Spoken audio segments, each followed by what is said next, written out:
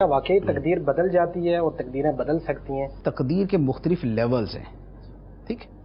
اس میں ایک لیول وہ ہے، جو پہلا لیول ہے وہ یہ ہے کہ جو بدل جاتا ہے، ٹھیک، اور عام دعا سے بدل جاتا ہے، صدقے سے بدل جاتا ہے، ماں باپ کی خدمت سے بدل جاتا ہے.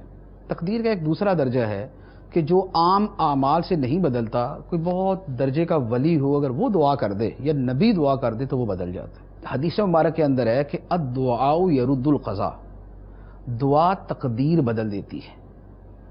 لہذا جب دعا سے تقدیر بدلتی ہے تو ولی کی دعا تو زیادہ قبول ہوتی ہے، ٹھیک ہے. ولی کو تو یہ فرمایا گیا نا، لَإِن سَأَلَنِي لَأُعْطِيَنَّهُ وَلَإِنِ اسْتَعَاذَنِي لَأُعِيذَنَّهُ. اگر میرا ولی مجھ سے سوال کرے تو میں اسے ضرور دے دیتا ہوں، اور اگر وہ مجھ سے پناہ مانگے تو میں ضرور اس کو پناہ دے دیتا ہوں. تو چونکہ ولی کے ساتھ یہ خاص وعدہ ہے، تو جب دعا قضا تقدیر کو بدل دیتی ہے تو اسی طرح ولی کی دعا بھی بدل دیتی ہے. تیسرا ہوتا ہے کہ حتمی اور آخری تقدیر، وہ ہے کہ جس پر اگر کوئی نبی بھی دعا کرے تو اسے روک دیا جاتا ہے کہ یہاں دعا نہ کرے، یہ نہیں بدلنا. اچھا، اب یہ جو کہا جاتا ہے نا کہ تقدیر بدل جاتی ہے فلاں چیز سے فلاں چیز سے، اس سے مراد یا پہلا درجہ ہوتا ہے یا دوسرا درجہ ہوتا ہے.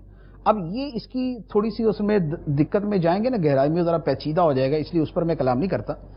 لیکن خود قرآن پاک کے اندر ہے یمحو اللہ ما یشاء ویثبت، کہ تقدیر میں اللہ جو چاہتا ہے مٹا دیتا ہے اور جو چاہتا ہے باقی رکھتا ہے. تو اس کا مطلب یہ ہوا کہ مٹانے کی اور باقی رکھنے کی صورت ہے، ٹھیک. اب وہ مٹانا اللہ کی صرف اپنی مرضی سے ہے یا کسی کی سفارش سے ہے، تو لہذا وہ دونوں صورتیں اس میں شامل ہوگی. تو لہذا یہ تو قرآن ہی سے ثابت ہے کہ تقدیر کے اندر تبدیلی یوں ہو جاتی ہے.